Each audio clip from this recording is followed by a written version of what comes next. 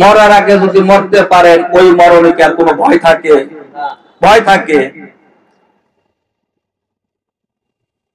আমাদের ব্রাহ্মণবাড়িয়া ডিস্ট্রিক্টে গেলে দেখবেন যে সাইলের মিল আছে, মানে ওই যে ধান ভাঙ্গায় সাইল করে। এরপরে দেখবেন যে ইট বাটা আছে অনেক। কি আছে? ইট বাটা। ইট বাটা গভীর মনোযোগ। ইট কি দিয়ে তৈরি হয়? মাটি দিয়ে তৈরি হয়। ও ভাই, ব্রাহ্মণবাড়িয়ার থেকে যদি এক পুরা মাটি নিয়ে যদি কারণ বাজার যদি আইনা যদি মাটির সাথে মিশ করে দেই, 2 দিন রাখ 3 দিন রাখ, আপনি কি চিনতে পারবেন কোনটা ব্রাহ্মণবাড়িয়ার মাটি আর কোনটা কাউরান বাজারের মাটি? চিনার কোন জো আছে? চিনার কোন সাধ্য নাই। বন্ধুরা,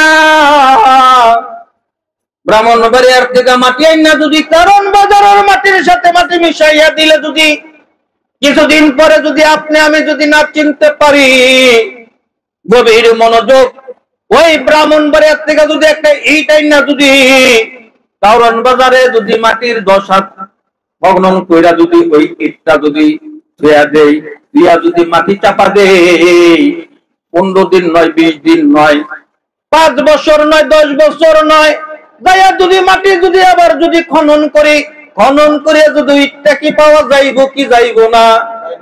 যাইব কি যাইব না? যাইব।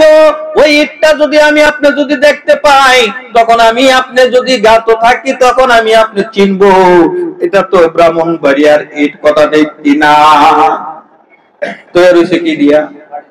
মাটি দিয়া। ওই একই মাটি যদি কারণ বাজারে না যদি তুইতেন, তাহলে বোঝা গেলে কিছুদিন পরে কোনটা কারণ বাজারের মাটি আর কোনটা ব্রাহ্মণবাড়িয়ার মাটি চিনা যাইতো না। ইটটা যেহেতু আগুনে পোড়ার পর ওই মাটির ইট, মাটিটা আগুনে পুরা যখন ইট হইয়া গেছে, ওই ইটটা মাটির খাওয়ার সাধ্য নাই। তাই মাটি মাটির জায়গায় রয়েছে আর ইট ইটের জায়গায় রয়েছে। যদিও ইটটা মাটির, কিন্তু মাটির ক্ষমতার বাইরে সে ইটটা সে খাইতে পারে? খাইতে পারে নাই।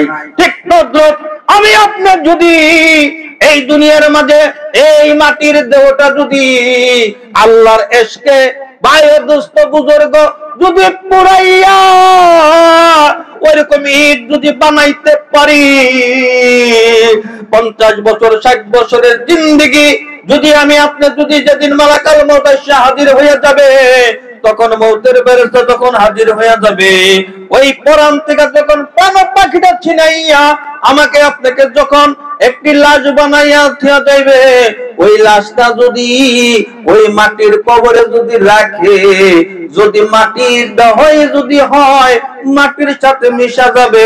আর যদি এই দেহটা যদি ওই আগুনে পুড়াইয়া এই দেহটা যদি ইট বানাইয়া যদি কবরে রাখা হয়, ওই কবরের মাটির সাধ্য নাই আপনার দেহ মাটিতে খাবে।